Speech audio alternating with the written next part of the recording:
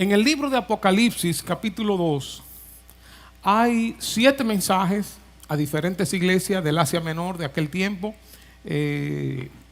Algunas de ellas estaban ahí en la costa, en el puerto del mar Egeo, mar Mediterráneo, ahí entre los dos. Ustedes luego lo pueden buscar en sus mapas. No voy a entrar en muchos detalles. Quiero ir casi directamente al grano. En el capítulo 2 se escribe al ángel o al mensajero o a la iglesia de la iglesia en Éfeso. Apocalipsis capítulo 2. Dice: el que tiene las 7 estrellas, eso es motivo luego de interpretación y de chequear en el capítulo 1 todo lo que esto significa. En su diestra el que anda en medio de los 7 candeleros de oro, dice esto. Entonces ahí comienza el mensaje a la iglesia de Éfeso. Éfeso en aquel tiempo era la tercera ciudad de mayor población en el Imperio Romano. Imagínense esto. Se estima que su población andaba alrededor de los 250,000 habitantes. Yo estaba pensando quizás así, yo no sé, La Vega hace un tiempo se hizo, no me acuerdo si fue en el 2020, que vi unas estadísticas que andaba más o menos por ahí, 250,000 habitantes. Éfeso fue un puerto comercial. Allí se juntaban 3 grandes carreteras romanas y varios caminos más. Era un verdadero emporio por donde pasaba el comercio de Roma y de Grecia, conectando con las provincias del este del imperio. Éfeso se consideraba una de las 7 maravillas del mundo antiguo por su templo a Artemisa o a la diosa Diana, como se le llamaba también. Era también muy famoso por su riqueza, por su sabiduría y su perversión. En este templo también se realizaban como actos sagrados, actos sexuales. Y esta religión se extendió a todo el mundo. Si uno quiere ver un poco de esto, en el libro de los Hechos 19, cuando el apóstol Pablo estaba hablando en Éfeso, ahí se armó un alboroto por el asunto de la diosa Diana. Dice que algunos de los principales edificios públicos que se han descubierto en el antiguo Éfeso incluyen el famoso templo de Artemisa o de Diana, plazas públicas, estadios, gimnasios y teatros. Incluso había uno de los teatros más importantes con una capacidad de alrededor de 25,000 personas. Imagínense qué teatro. También dice que las evidencias en lo que estuve investigando revelan que los ciudadanos de Éfeso adoraban hasta 50 dioses diferentes, entre dioses y diosas. Y el apóstol Pablo visitó esta ciudad alrededor del año 53 después de Jesucristo. Esta carta de Apocalipsis se escribió ya después de los 90. Entonces dice el versículo 1 otra vez: escribe al ángel de la iglesia en Éfeso, el que tiene las 7 estrellas en su diestra, el que anda en medio de los 7 candeleros de oro, dice esto: yo conozco tus obras. Este es el versículo 2. Y tu arduo trabajo y paciencia, y que no puedes soportar a los malos, y has probado a los que se dicen ser apóstoles y no lo son, y los has hallado mentirosos. Y has sufrido y has tenido paciencia y has trabajado arduamente por amor de mi nombre y no has desmayado. Esta era una iglesia realmente extraordinaria. En el Nuevo Testamento uno escucha los elogios a esta iglesia cuando el apóstol Pablo se reunió con los ancianos de esta iglesia en Hechos capítulo 20, cuando el apóstol Pablo le escribe la carta a los efesios hablándole de su amor, hablándole de su entrega, de su fe, de la esperanza que había en ellos. Era una iglesia excelente, con cuantas cualidades. Y Jesús dice: yo conozco tus obras. Conozco tus obras. Es decir, que esta era una iglesia no meramente de palabras, es bueno hablar, no meramente de alabanzas, es bueno alabar, pero era una iglesia de acción. Yo conozco tus obras, todas sus obras Jesús la conocía, y dice: y tu arduo trabajo y paciencia. Estos hermanos trabajaban intensamente, arduamente, se fajaban, quizás evangelizando, quizás discipulando, quizás atendiendo a los necesitados, ayudando al pobre, apoyando a los misioneros. Y también tenían paciencia, esa capacidad de aguante frente a persecuciones, frente a adversidades. Era una iglesia sufrida y que se mantenía firme, como vamos a ver. Y dice que no puede soportar a los malos. Era una iglesia que tenía su línea bien trazada de lo que era correcto y lo que era incorrecto. No toleraba la maldad ni toleraba a los malos. Era una iglesia de integridad. Y has probado a los que se dicen ser apóstoles y no lo son, y los has hallado mentirosos. Es decir, que esta iglesia no era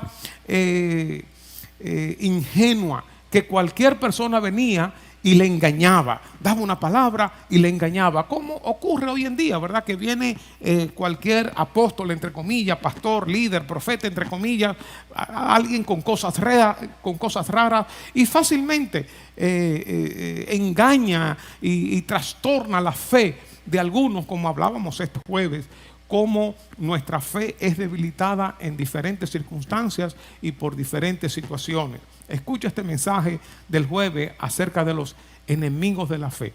Pues la iglesia de Éfeso había probado a los que se dicen ser apóstoles y no lo eran, y los había hallado mentirosos. Era una iglesia recta, una iglesia con conocimiento, con enseñanzas sólidas y claras para mostrar las falsedades.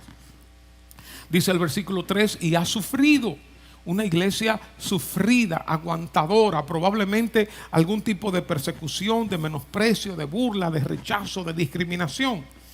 Y has tenido paciencia, es decir, has sabido aguantar. Lo habían soportado, lo habían aguantado. Y vuelve y repite, y has trabajado arduamente por amor de mi nombre. No era un trabajo para gloriarse, no era un trabajo para enorgullecerse, sino era por amor al nombre de Jesús. Eran fajadores. Y no has desmayado. Es decir, que no habían abandonado la carrera, no obstante persecuciones, dificultades, ataques, pruebas. No habían abandonado la carrera, no se habían apartado, no habían abandonado la fe, permanecían firmes. Esta era una iglesia perseverante. Estos hermanos se mantenían firmes a pesar de las dificultades, a pesar de los ataques, de las persecuciones y de los sufrimientos. Esta iglesia había permanecido fiel a su servicio a Dios durante más de 40 años. Si contamos desde que Pablo les visitó y fundó esta iglesia, estaba en el capítulo 18, Apolos, Priscila, Aquila. Habían pasado más de 40 años y esta iglesia permanecía ahí como un trinquete. Esta iglesia se caracterizó por un profundo amor y un ardiente celo por Jesucristo. Pablo habla de eso en su carta a los Efesios en el capítulo 1. ¿Qué iglesia más especial? Dice el versículo 2, yo conozco tus obras y tu arduo trabajo y paciencia. Mientras yo leía este texto, pensaba en todos nosotros. Así sucede contigo, así sucede conmigo. Dios conoce tu trabajo. Dios conoce tus luchas. Dios conoce tus desiertos. Dios conoce tus sufrimientos.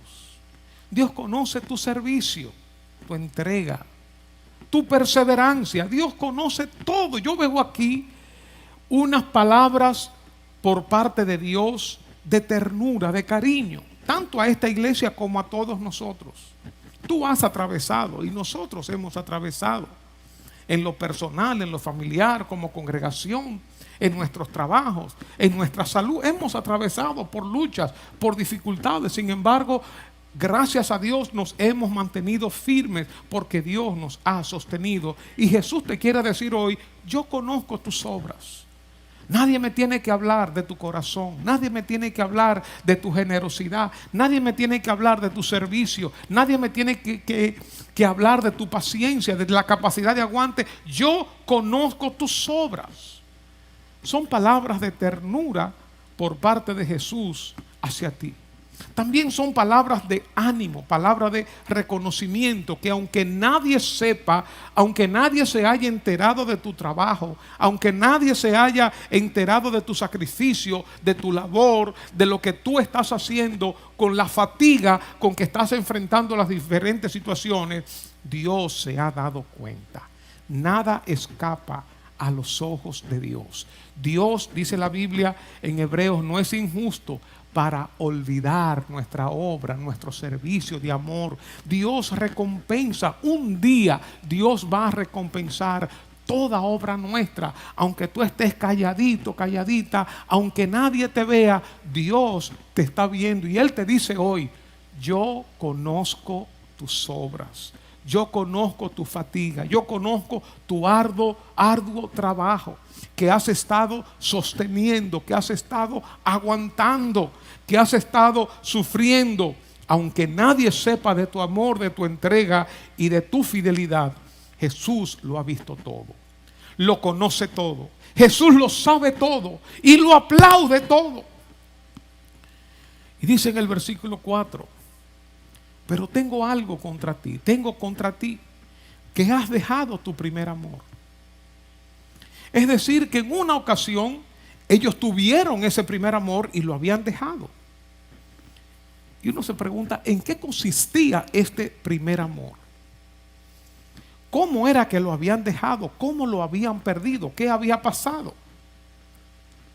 En Jeremías 2:2 dice, ve y clama a los oídos de Jerusalén diciendo, así dice el Señor, de ti recuerdo el cariño de tu juventud, tu amor de novia, de cuando me seguías en el desierto por tierra no sembrada. Esta palabra de reprensión por parte del Señor a la iglesia de Éfeso, has perdido, has dejado tu primer amor, contrasta mucho con lo que uno lee en la carta que Pablo le escribe a los Efesios ya después que la visitó, años después, es decir, unos 35 años antes de escribir Juan esta carta de Apocalipsis, el libro de Apocalipsis. Cuando Pablo exaltaba a esta iglesia, Pablo hablaba del amor, de la fe de ellos, de ese ágape que ellos sentían el uno por el otro. Una iglesia ejemplar, colocada en una ciudad exitosa, muy pecaminosa, una ciudad súper influyente en aquellos tiempos. Floreció una iglesia. ¿Qué había pasado? Es probable que quizás por un lado el arduo trabajo, los sufrimientos, persecuciones, dificultades, luchando con las falsedades, es probable que esto haya apagado un poco el espíritu. Es probable que estos hermanos se habían secado, aunque tenían la sana doctrina, aunque tenían el conocimiento, aunque tenían el trabajo, el esfuerzo, la fatiga, pero en su pasión por Dios se habían enfriado. Y es como dice Jesús en Mateo 24:12 en otro contexto, que por haberse multiplicado la maldad, el amor de muchos se enfriará. Recordemos lo que yo compartí el jueves sobre los enemigos de la fe, cómo la fe se va debilitando, cómo la fe se va enfriando debido a diferentes circunstancias. Quizás esta iglesia, por el celo de mantener la doctrina, detectando los malos, quién está errado, detectando a los falsos, quizás sus corazones se habían agotado, se habían sobrecargado, quizás se habían hecho un poco duros, un poco fríos. Tú no estás en la verdad, tú no estás en la verdad, tú dices lo correcto, pero tienes esta falla, tú tienes una falsa doctrina. Quizás ese celo por mantener pura la verdad quizás los había hecho algo mecánicos y su pasión por Dios había mermado. Por otro lado, el vivir en una ciudad moderna en aquellos días, influyente, muy pagana, muy pecaminosa, con mucho libertinaje, con mucho pecado, probablemente ese medio había logrado de alguna manera adormecer un poco el corazón de los efesios. Pienso en los días de hoy, cómo el pecado crece, cómo la mente liberal crece, cómo a las cosas ultra pecaminosas como matar un hijo en el vientre se le está llamando de otra manera. No se le quiere decir que están matando, están hablando de un desembarazar, de un interrumpir un embarazo, y cómo la corrupción nos está copando, no solamente aquí, sino en el mundo entero. Y entonces como si la iglesia estuviera siendo presionada y su fe va siendo mermada, su pasión va siendo debilitada y se va enfriando. A veces el mucho trabajo también, tratando de mantener la iglesia en el curso correcto, mantener la iglesia, mantener la familia, mantener el matrimonio en el curso correcto, los hijos, y mantener la economía y mantener la salud nos agota. La intensidad de la vida, como dice la parábola del sembrador, los afanes de este siglo entran y ahogan la palabra. Además de esto, Éfeso estaba entregada a la idolatría, y una de las herejías que se levantaron en aquellos tiempos, consistía en afirmar que los cristianos podían participar de las inmoralidades de los paganos.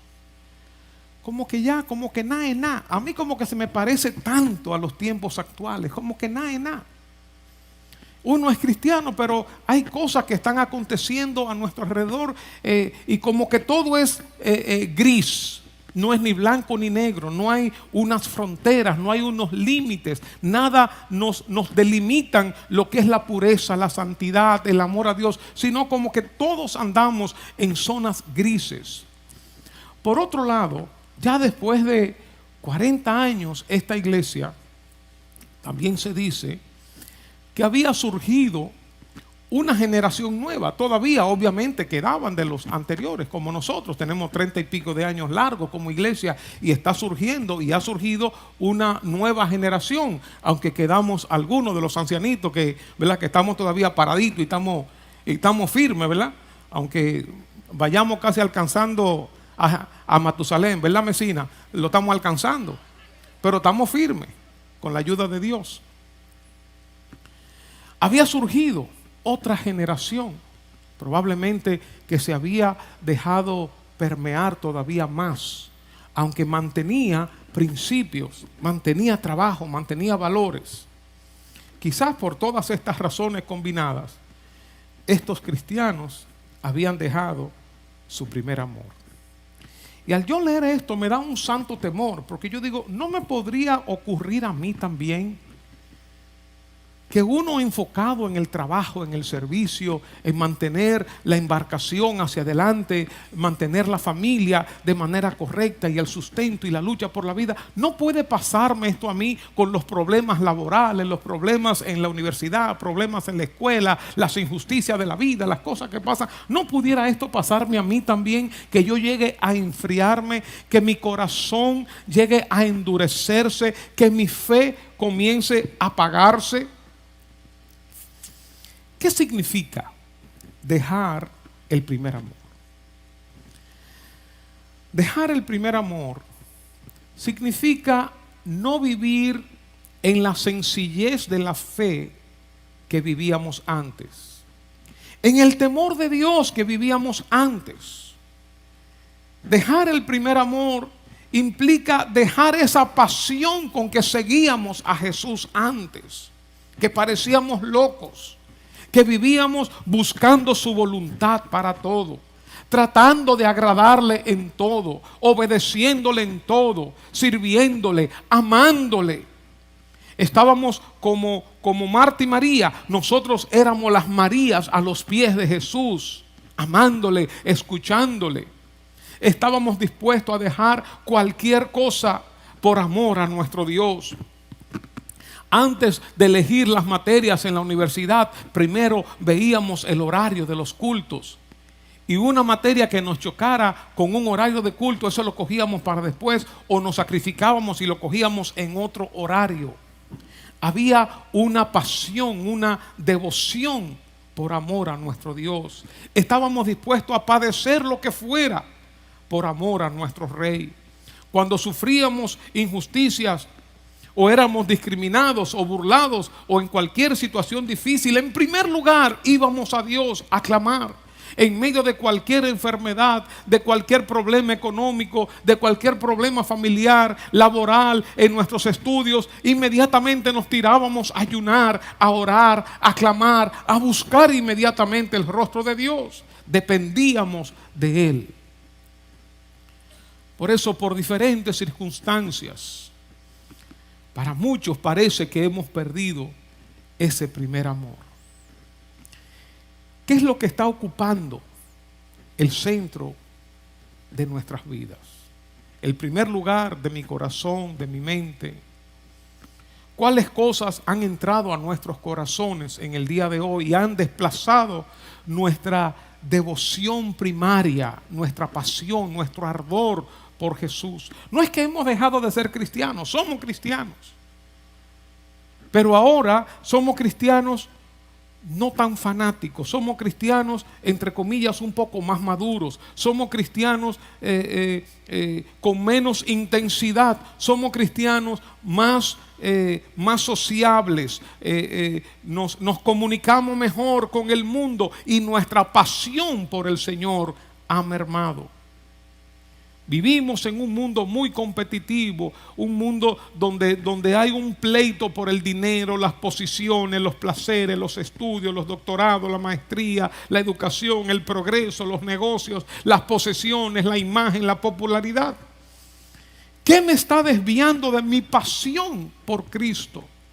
¿Qué balde de agua se ha echado sobre mi corazón, que era un fuego por Dios y ahora está un poco apagado? Jesús le dice a esta iglesia: yo conozco tus obras, tu arduo trabajo, todo lo que habían hecho, pero tengo contra ti que has dejado tu primer amor. No era que se habían apartado de Dios, pero su pasión por Dios había mermado. Aún pueden ser cosas buenas, legítimas, que apaguen nuestro fervor, como el mismo ministerio en el caso mío. Yo puedo estar tan involucrado en el ministerio y pastoreando y predicando y administrando y dirigiendo y discipulando, muy involucrado en el ministerio del Señor, que me olvido del Señor del ministerio. Puedo estar tan ocupado en la viña del Señor que me olvido del Señor de la viña. En tu caso, si esto es lo que está pasando, ¿qué ha hecho que tu corazón se enfríe? ¿Qué ha hecho que hayas dejado tu primer amor? Estamos igual que cuando nos convertimos. Estamos igual que cuando conocimos al Señor en un principio. Tenemos esa relación ardiente con el Señor, esa pasión por Dios, ese temor de Dios en nuestros corazones, que no dábamos ningún paso si no sentíamos la aprobación de Dios. Nos hemos vuelto más racionales, nos hemos vuelto más, entre comillas, inteligentes, entre comillas, más sabios. Antes quizás para elegir un compañero, una compañera, un trabajo, una carrera, una profesión, lo que fuera, orábamos, buscábamos la voluntad de Dios, preguntábamos a los líderes, preguntábamos a la familia. Pero ahora no, bueno, ya me gustó, esa persona es buena, sí, mira, y uno lo examina de una manera muy lógica, muy humana, muy natural, y uno va haciendo un chequeo en la lista. tiene esto, tiene una carrera, tiene esto, Sí, es una buena persona. Sí, vale la pena. Este trabajo, esta carrera, sí, Muy humanamente. Antes nosotros teníamos sembrados en nuestros corazones el temor de Dios. ¿Qué ha hecho que mi corazón se enfríe? ¿Qué ha hecho que estoy medio apagado? Y lo grande es que muchas veces ni nos damos cuenta, porque como estamos en un laborantismo, en un trabajo constante, en los afanes de la vida, uno ni se da cuenta que se ha ido apagando, como dijimos el jueves, como el sapo, la rana, cuando lo ponen en un agua y le van subiendo el fuego, en una estufa, le van subiendo el fuego y no se está dando cuenta que le están achicharrando, que le están cocinando. Y no nos damos cuenta que están mermando nuestra fe.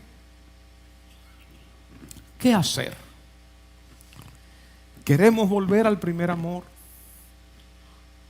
Y si no lo hemos perdido, ¿queremos avivar el fuego de nuestro amor al Señor? ¿Queremos volver a la pasión por Dios que teníamos al principio de nuestro caminar con Él? ¿Qué debemos hacer? Dice el versículo 5, por tanto, dice, recuerda por tanto, de dónde has caído y arrepiéntete y haz las primeras obras, pues si no, vendré pronto a ti y quitaré tu candelero de su lugar si no te hubieres arrepentido. Lo voy a leer en la versión TLA. Dice el versículo 4, sin embargo, hay algo que no me gusta de ti, le dice Jesús.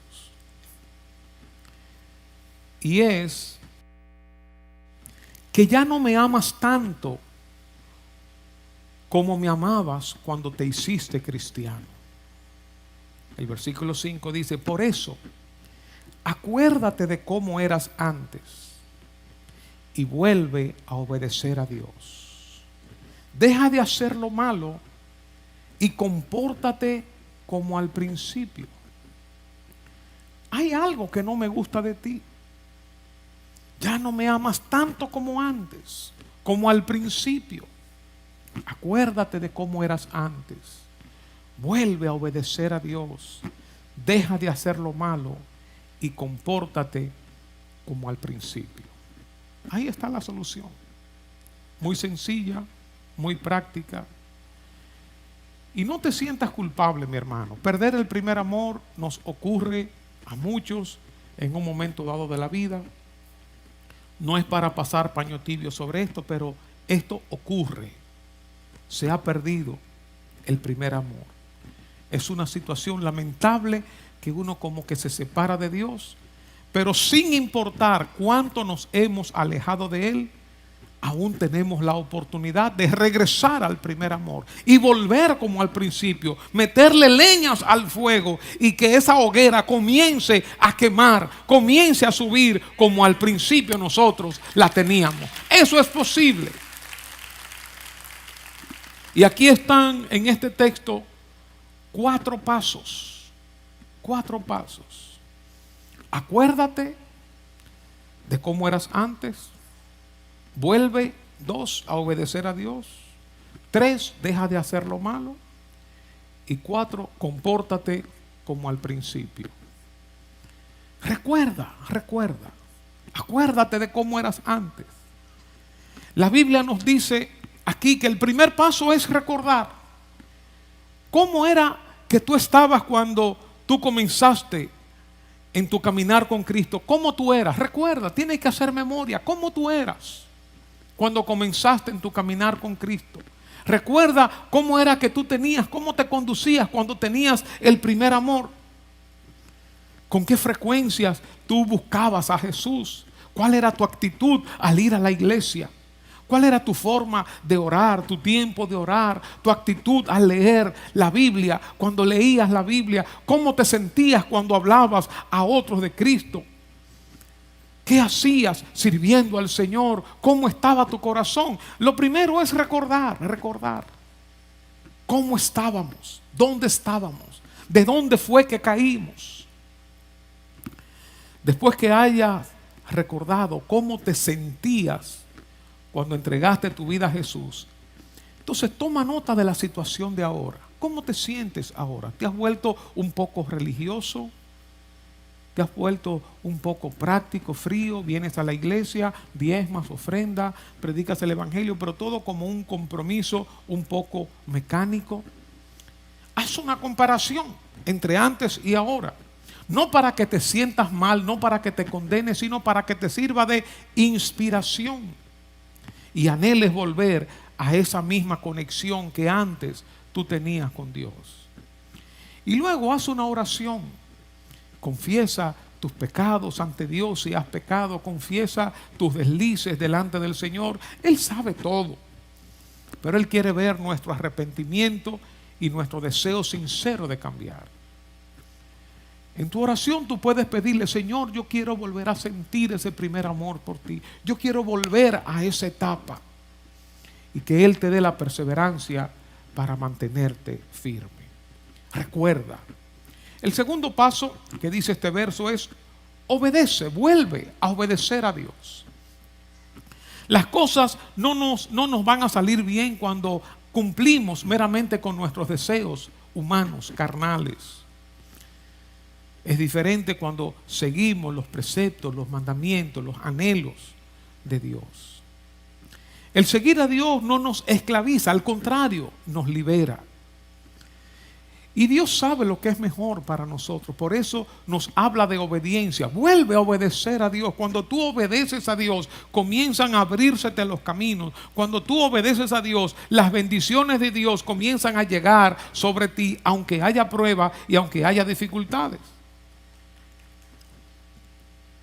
Así que el segundo paso para volver a tu primer amor es cumplir, obedecer los mandamientos de Dios. Y yo sé que quizás en el momento donde estamos ahora, donde estás ahora, uno lo ve como una montaña muy difícil. No estamos solos. El Espíritu Santo está con nosotros. Pídele al Señor: Señor, que tu Espíritu Santo me ayude a lograrlo. En tercer lugar, deja de pecar, dice el texto. Deja de hacer lo malo. Un paso importante es rechazar todo lo malo. En la medida que uno se va enfriando, uno va abriendo algunas puertas a cosas malas. A veces no son meramente pecados, pero son cosas turbias, son áreas grises que uno está permitiendo entrar en nuestras vidas. Si tú quieres volver al primer amor, tienes que confesar esto, tienes que soltar esto, tienes que apartarte de lo que es la maldad y el pecado. Obviamente nadie es perfecto, pero tenemos el Espíritu Santo que Jesús envió como una ayuda, como una guía para mantenernos siempre en sintonía, en armonía con Dios. Es el Espíritu Santo quien nos da la sabiduría y la fuerza para resistir las tentaciones y alejarnos del pecado. Así que en tercer lugar, las cosas que tú has estado haciendo, aunque no sean necesariamente malas, pero que te han apagado, que te han mermado en tu fe, apártalo de ti, déjalo de ti. A veces pueden ser cosas muy sencillas, un pasatiempo, una compañía, cosas que uno hace entre tú y Dios. Ustedes saben de eso, yo sé de lo mío y Dios sabe lo mío. Y por último, el paso 4, haz lo que hacías al principio. Vuelve a practicar las obras que hacías al principio. El primer paso, como dijimos, era recordar lo que hacías cuando estabas en tu primer amor. Pero este último paso ya no solo es recordar, sino es hacer. Lo primero es recuerda lo que tú hacías, pero ahora es haz lo que tú hacías. Por ejemplo, si antes tú tenías un tiempo para leer la Biblia y hace tiempo que no lees la Biblia, vuelve a leer la Biblia. Vuelve a los primeros días. Vuelve a los primeros pasos. Vuelve a las primeras obras. Si antes orabas y estabas con el Señor y sacaba un tiempo a X hora, vuelve a hacerlo. Si antes tú evangelizabas, vuelve a hacerlo. Si antes tú hacías un sacrificio para el Señor, obedeciéndole con el temor de Dios en tu corazón, vuelve a hacerlo.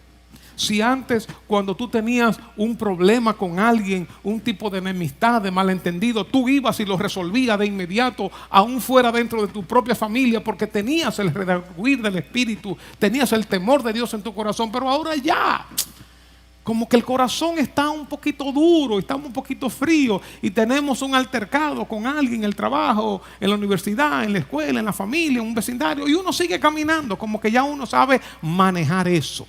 Y seguimos la vida como si nada. No, vuelve al primer amor, vuelve a hacer las primeras obras, que tú no podías pasar un día sin resolver esa situación, pidiendo perdón, hablando, humillándote, restaurando una relación. No sigas como si nada, tienes que volver a hacer las primeras obras.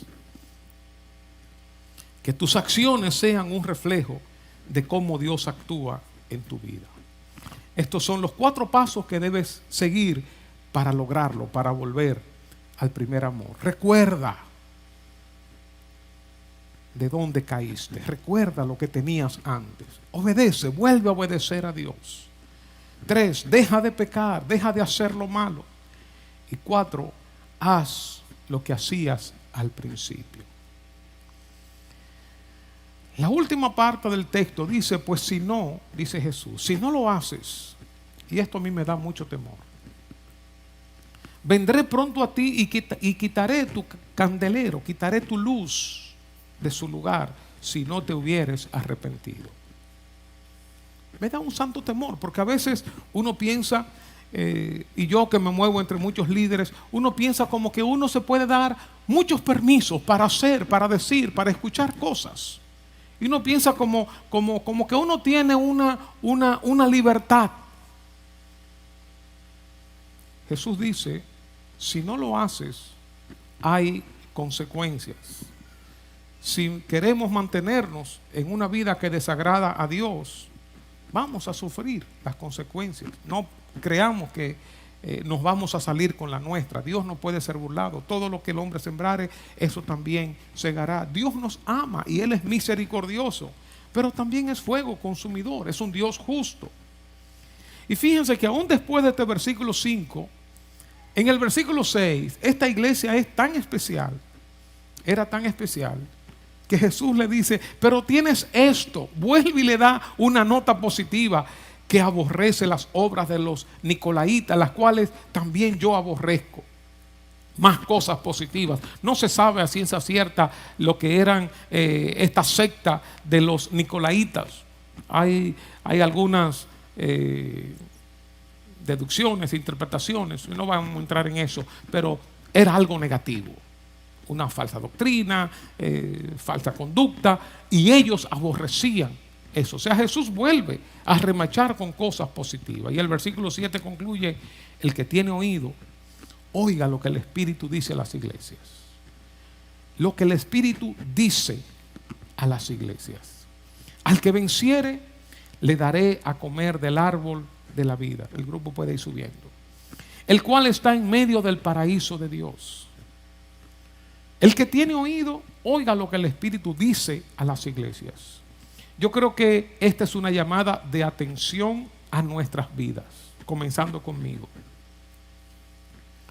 Oigamos con temor, oigamos con respeto. Oye lo que Dios te está diciendo a ti hoy, porque Dios te da una oportunidad de iniciar nuevamente. Dios te da la oportunidad por su amor, por su misericordia, reconociendo todo tu trabajo, tu servicio, tu fatiga, tu paciencia, todo. El Señor te da la oportunidad. En el trajín, en el trabajo, en el caminar, por diferentes circunstancias, nos hemos apagado. Por diferentes circunstancias es probable que haya mermado un poco, no que lo hayamos perdido el primer amor, que hayamos dejado el primer amor, pero quizás estamos en proceso de esto, y quizás hay otros que no, que están en su primer amor full, 100%. Pues gloria a Dios. Pero yo creo que esta es una llamada de atención por parte del Señor.